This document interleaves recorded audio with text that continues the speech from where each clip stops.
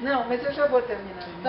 Salvador seja talvez a cidade campeã em produção de planos diretores. Campeã primeiro pela ausência, ela passa entre 85 e 2004 sem plano diretor, e de 2004 a 2012 a gente tem 3 planos diretores, inclusive com a alteração da Lei de Ordenamento, Uso e Ocupação do Solo. Para quem tiver interesse, tem disponibilizado na internet as sessões da Câmara de Vereadores que aprovam esses projetos, onde os vereadores sequer leem ou têm conhecimento das emendas que estão sendo aprovadas, né? Como isso é legalizado na cidade, eu não entendo. Para mim é um enigma, é um novo enigma baiano, né? Tinha o enigma baiano nos anos 30, agora tem um novo enigma baiano, que é entender como é que isso tem vigência, se está colocado em todos os canais de comunicação, como é que o processo foi feito. Bom, e por fim, os empreendimentos privados, e eu estava dizendo a escala, a segregação, a especulação, etc. E aí, a gente tem isso aqui, o LEPARC.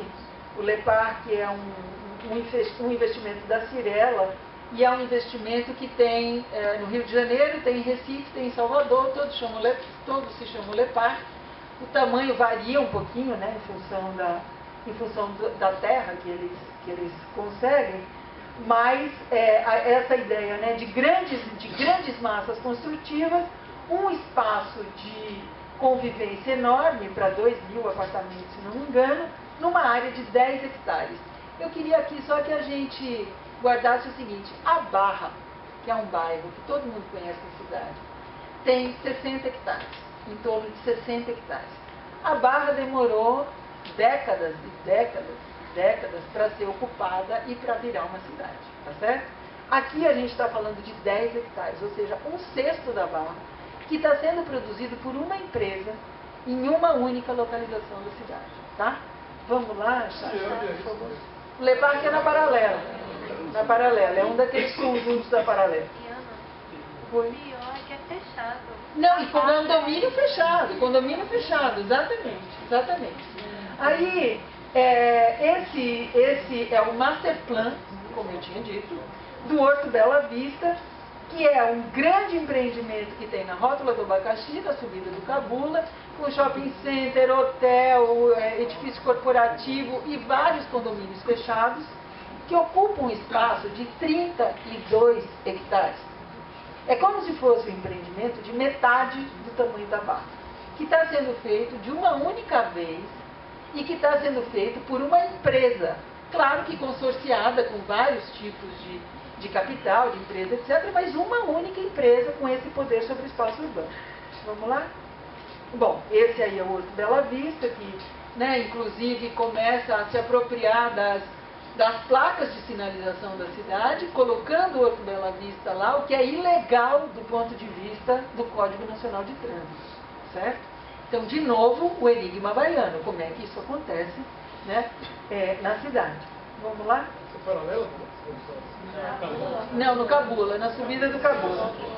Onde era no Mancha Verde. Isso, exato. E aí, aqui a gente tem um empreendimento da própria JHSF, é a mesma empresa que está fazendo o Horto Bela Vista no Cabula, mas essa é tão surpreendente porque é uma cidade no interior de São Paulo, tem um município chamado São Roque, na área rural de São Roque, se chama Catarina, tem shopping center, tem edifício corporativo, tem habitação e tem um aeroporto executivo, numa área de 700 hectares, tá certo? Ou seja, 10 vezes o bairro da Barra sendo produzido num único empreendimento. Então, assim, é assustador, né? Mas pode ser ainda mais assustador.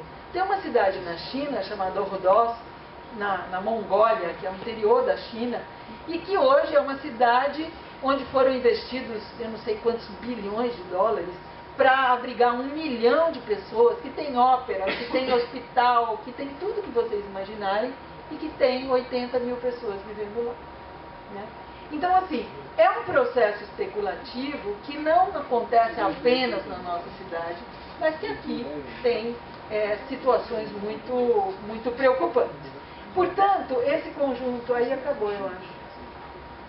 Ah, sim, se a gente quiser falar também, né, da produção de casa popular, que é, enfim, muitas vezes um outro tipo de empresa, embora grandes corporações nacionais também estejam produzindo isso. O bairro Novo em Camaçari, acho que vale a pena ir verificar, são milhares de unidades que vêm sendo produzidas, mas tem mais uma para mostrar que também se produz habitação popular em área rural, né, na de baixo, nitidamente, na Chapada Diamantina, aquela imagem. Então a gente vê o que está sendo produzido como habitação.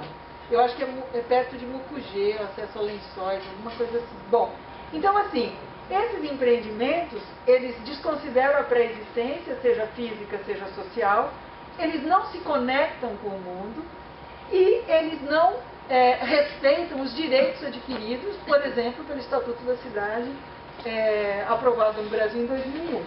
É o que a gente poderia então chamar de urbanismo bolha, de cidades franquia, porque esses empreendimentos eles se repetem, né? E talvez o exemplo mais acabado disso seja a Alphaville, que começou em São Paulo nos anos 60, final dos anos 60, início dos anos 70, e que hoje está presente em 24 estados brasileiros, certo? Temos a grife Alphaville em 24 estados brasileiros. Enfim, uma restrição à gramática do negócio e uma subtração da cidade. Quer dizer, isso que está sendo produzido, evidentemente, não é a cidade. Nesse sentido, então, acho que, para finalizar, que eu já passei 10 minutos do meu tempo, eu avisei que eu falava muito, as ruas, elas mostram os limites dessa forma de produção da cidade. Acho que o que está acontecendo hoje tem muito a ver com essa maneira extremamente voraz e feroz de produção das cidades, mas, no entanto, acredito ainda que o urbanismo seja social por definição e, portanto, incompatível com a sua redução à esfera privada. Então, acho que essa é a aposta. Acho que existem vários setores que se insurgem, evidentemente, contra esse tipo de atuação, setores profissionais, setores de várias profissões, inclusive, né, setores políticos, etc., que apontam perspectivas, digamos assim, para a possibilidade de construção de uma outra cidade. É evidente que aqui eu enfatizei muito o que é muito complicado, porque eu acho que o que é muito complicado hoje é que precisa ser enfrentado de uma forma que a gente possa, de fato, alterar a correlação de forças que vem produzindo de forma majoritária na nossa cidade. Obrigada, pessoal. Desculpa da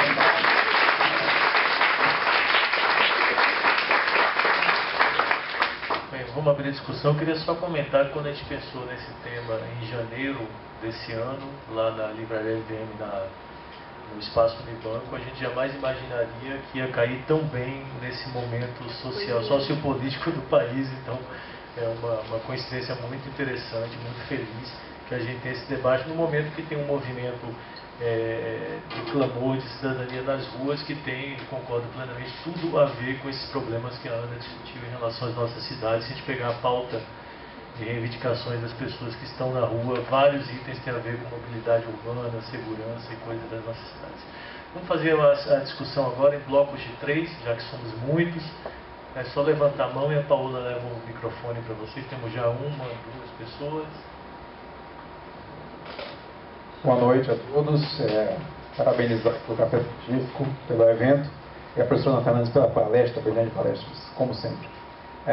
São 2 perguntas, uma talvez mais ampla. A senhora falou de princípios desse urbanismo corporativo. Então, eu queria, nesse momento também de reflexão, de tentar visualizar perspectivas, se a senhora já consegue visualizar quais poderiam ser princípios de um urbanismo rebelde, ou de um urbanismo que recupere esse espaço, um urbanismo pós-corporativo, vamos dizer assim. Essa é uma pergunta mais abstrata e uma segunda bem objetiva. No último URBA, no seminário Reunião da Bahia, no último que nós tivemos, em 2012, eu pergunto ao professor José Pouco se o Estado ele atuava mais como, ele estava mais como vítima sequestrada pelas corporações, ou se ele era cúmplice consciente da atuação dessas corporações de uma forma articulada. Eu queria, nesse processo de manifestações que a gente está vendo agora, e lembrando também do que o professor Paulo Fábio falou nesse mesmo seminário, dos riscos que é também você apostar tudo na sociedade, do povo nas ruas e enfraquecer as estruturas de governança, as instituições constituídas, até que ponto a gente deve utilizar essa voz das ruas para fortalecer as instâncias constituídas democráticas, mas ao mesmo tempo sem dar um tiro no pé e não fortalecer esse Estado, que pode ser um Estado que amanhã depois está auspiciando esse urbanismo corporativo. Então, como atuar? E se os conselhos das cidades seriam uma forma de garantir essa democracia na cidade?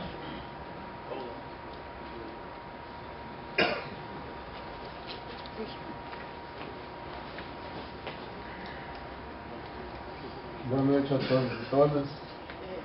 Sou Rogério, sou engenheiro, faço parte do Fórum A Cidade é Nossa, faço parte do movimento Desocupa. O movimento Desocupa já está na rua há 2 anos. Isso que a população está fazendo, o movimento Desocupa já vem exercitando desde janeiro de 2012, quando pegaram uma praça de Ondina e meteram um camarote privado para ocupar uma área pública. O Fórum já vem questionando ocupações irregulares desde 2007, quando foi votado o PDDU. E nós temos uma ação. A professora colocou ali que não sabe como aquele PDDU de 2008 ainda está em vigor. Nós temos uma ação na Justiça para derrubar esse PDDU. Já temos 4 vitórias lá em Brasília, até no Supremo a gente já teve vitória. O problema é que a empresa que manda nessa cidade, chamada ADM, a cidade tem dono, né? O mercado imobiliário agora, inclusive, está sendo premiado com a anistia do ISS. A Câmara, por pressão, botou cobrar o ISS, mas os amiguinhos do rei foram lá e o rei deve vetar a cobrança de ISS para as incorporadoras imobiliárias. Então nós estamos questionando essa ocupação e agora dia 11 vai ter uma audiência na Câmara, onde eu convoco toda a sociedade, todo jovem, toda pessoa que tiver disponibilidade de tempo, para ir colocar essas demandas perante o novo gestor municipal, o novo prefeito, e essa Câmara de Vereadores, que dessa Câmara, 32 têm ação de improbidade da gestão anterior por ter votado esse PDDU e essa lei de ordenamento de uso do solo.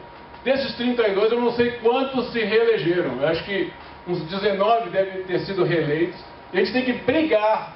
O povo não sabe disso. A gente tem que ir para a rua, trazer demandas locais. Nós temos que apontar as irregularidades locais. Não adianta ficar apontando só coisas que não é da esfera municipal. Nós temos que levar o prefeito e a Câmara às questões pontuais daqui. Aqui nós temos alguns exemplos que a professora trouxe. Esse Leparque, ele ocupou todo o terreno. Ele era para ter ocupado 20% a menos de área. Ele pegou as áreas verdes e botou torres onde não podia. O Ministério Público tem quedado inerte. Isso era para ter sido embargado uma obra dessa. A Aeroclube agora está querendo fazer outro shopping completamente fechado. O projeto está em curso, a população não tem conhecimento desse projeto. Já tem até dono, quem passou no Aeroclube viu que o Aeroclube já está cercado e já tem uma marca lá, JCC. JCC é Gereissat. Esse shopping ele venceu a licitação, o Grupo Iguatemi. Agora está entrando concorrente, isso é uma loucura. O próprio concorrente do Grupo Iguatemi está entrando no lugar do Iguatemi porque a quantidade de PTU que não foi pago ali passa de 50 milhões de reais. E o novo prefeito também é capaz de manter essa nova anistia. Nós temos que ir para a Câmara, dia 11, colocar essas demandas especializadas, pontuais, identificadas com digital, quem está sendo beneficiado. Cada emenda do PDDU que está lá tem nome e CPF para se beneficiar. Isso não pode continuar na nossa cidade. Nós temos que questionar. Eu tenho, vocês procuram o blog do Fórum A Cidade é Nossa e o blog do Movimento Desocupa. Entrem com contribuições, leiam, se atualizem das roubalheiras. Salvador está sendo saqueada, mas nós temos condição de combater essa roubalheira, porque nós temos tudo isso pontuado.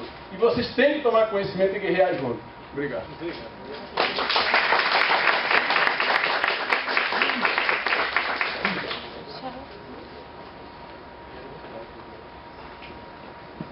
Boa noite. Professora, eu queria que a senhora fizesse um comentário com a sua visão sobre esse investimento que está sendo feito de mais de 100 milhões na requalificação da Orla de Salvador, sem consulta a nenhum arquiteto, sem consultar a ninguém, e que, pelo que eu ouvi falar, ela apenas vai premiar quiosques e ciclovias. Passa a palavra a Ana, para o bloco.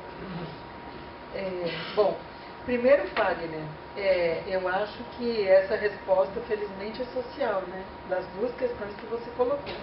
Mas, assim, eu acho que os princípios rebeldes são, primeiro, se rebelar contra esse tipo de atuação sobre a cidade.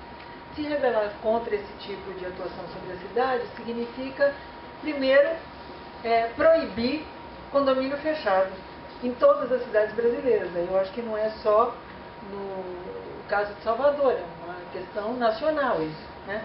Então, está proibido. A Constituição nunca permitiu que o espaço público fosse fechado, né? E você tem várias ruas hoje dentro de condomínios cujo acesso, que deveria ser público, é impedido. Então, eu acho que essa é uma primeira questão. Eu sou francamente favorável. O condomínio fechado é proibido no Brasil, não pode ter, né? Então, essa é uma primeira coisa. Exatamente porque ela cria áreas que são, não só elas são segregadas do ponto de vista social, como elas criam mini muralhas dentro da cidade. Se a gente hoje andar na região da Paralela, se a gente andar mesmo na região da Orla, você vai seguindo os muros, você não tem o que fazer, porque é muro de um lado, muro do outro, né? Então você cria um tipo de cidade que ela é completamente fechada sobre pequenas bolhas de convivência, que até pode ser muito agradável, tem passarinho, tem piscina, anda de bicicleta, mas do ponto de vista da urbanidade, né, da possibilidade de contato entre as pessoas, é absolutamente equivocado. Então eu acho que isso é uma questão importante, fim aos condomínios fechados. A segunda questão, eu acho que é importante a gente disputar o fundo público, o fundo de terras públicas, né? Hoje você tem ainda a terra estadual, a terra municipal, que vem sendo continuamente dedicada a esse tipo de empreendimento, né? Existe já, o Brasil felizmente bem aquinhoado nisso, ele já tem algo que se chama função social da propriedade, particularmente da propriedade pública, né? Então, acho que essa utilização para empreendimentos que são de importância na cidade, né, e que não sejam restritos a esse funcionamento restrito, não seja restrito ao funcionamento restrito, é terrível, hein, como o limitado funcionamento restrito, obrigada, Shadow, eu acho que isso precisa ser reequacionado, o que significa, do meu ponto de vista, ampliar os processos de democratização de conhecimentos e projetos. Quer dizer, hoje tem uma série de dados da Prefeitura de Salvador que nem a Prefeitura de Salvador tem. A gente passou por um processo no ano passado para conhecer os dados da Linha Viva, que para ter os dados deste projeto, que é um projeto que foi dado de presente para a cidade de Salvador, a gente teve que recorrer à empresa que produziu o projeto, que é uma empresa privada. Na audiência pública que teve neste auditório, quem estava aqui falando sobre o projeto era alguém da empresa privada. Você estava aqui naquele dia, né?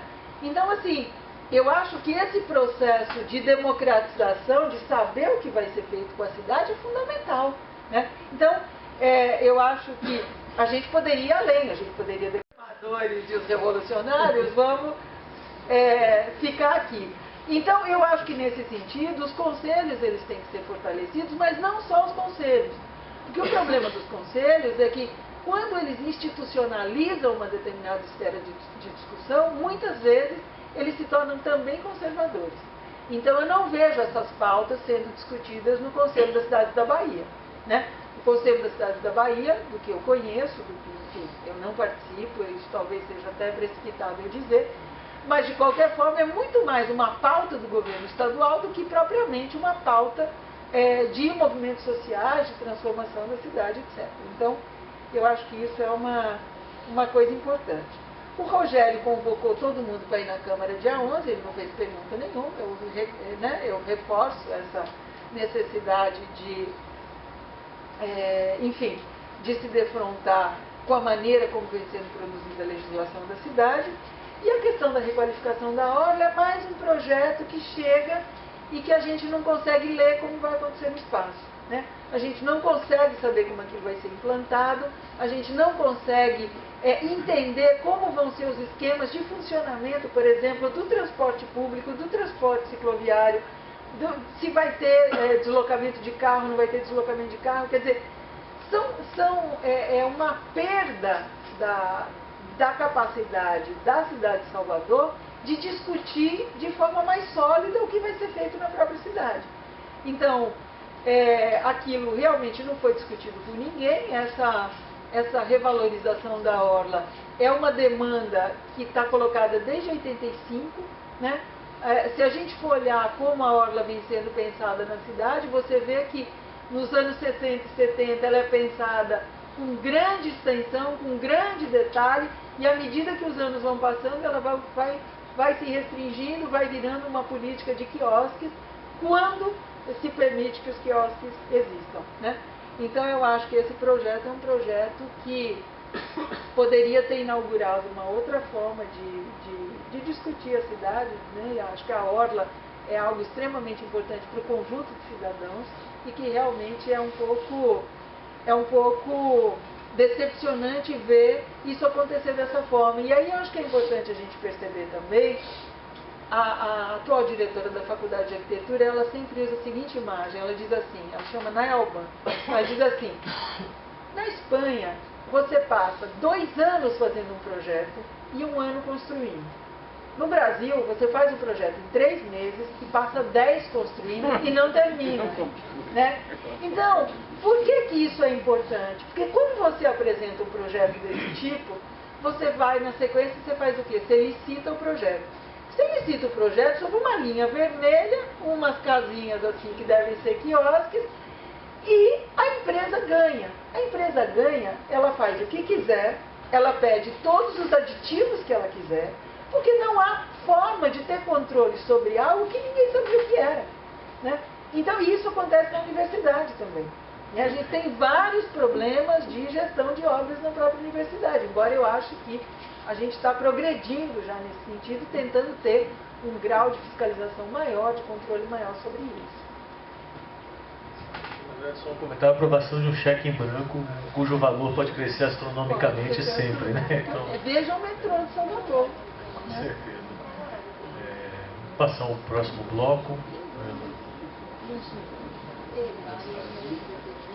Enquanto ela vai, eu queria reforçar a importância de ter acesso aos documentos do movimento Desocupa. Todo Salvador precisa ler mais sobre o que está acontecendo com ela, né? O pessoal acha que Le Parc é só um prédiozinho e não tem nem dimensão do que está por trás, né? Ana, parabéns pela palestra. Eu queria fazer 2 perguntas, uma mais localizada e outra mais geral. Qual é você tem informação se esses grandes empreendimentos aqui, tipo Le Parc, eles estão, digamos, tão fadados a virarem cemitérios, como no caso da China?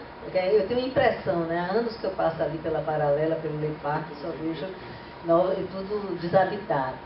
O segundo é na sua opinião, né, a relação com várias análises identificaram nessas manifestações recentes a questão urbana, né, o inferno das cidades, uma reação ao inferno das cidades, de Marilena Chauí e outros. Claro que foi uma manifestação em grande parte espontânea e uma grande associação dos partidos políticos, né? A minha preocupação eu faço parte, para quem não me conhece, meu nome é Lígia, eu faço parte do movimento sanitário, há 3 décadas da área de saúde, a reforma sanitária, que foi um dos movimentos mais estruturados do país, que tem uma proposta inseriu na Constituinte, na legislação ordinária, e tem experiências muito exitosas no país todo. Aqui em Salvador, infelizmente, é um contra-exemplo, né? Eu fico até com medo de falar no SUS. Mas, digamos, quando a gente vê essa manifestação, eu fico triste, assim, de ver que aí os rodoviários estão pedindo outro plano de saúde melhor do que o Apvida. O Apvida não. Quer dizer, desde o começo, os trabalhadores não incorporaram nem os partidos. Então, essa dissociação dos partidos, eu estou dando o exemplo da saúde, né, que teve participação popular, teve todo o movimento, mas a dissociação do movimento social dos partidos é um problema. Qual é a sua opinião?